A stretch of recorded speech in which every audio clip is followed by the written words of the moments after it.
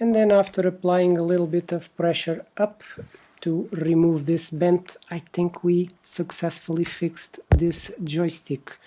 It was a mechanical issue, not an electronic issue, but well, it was an issue.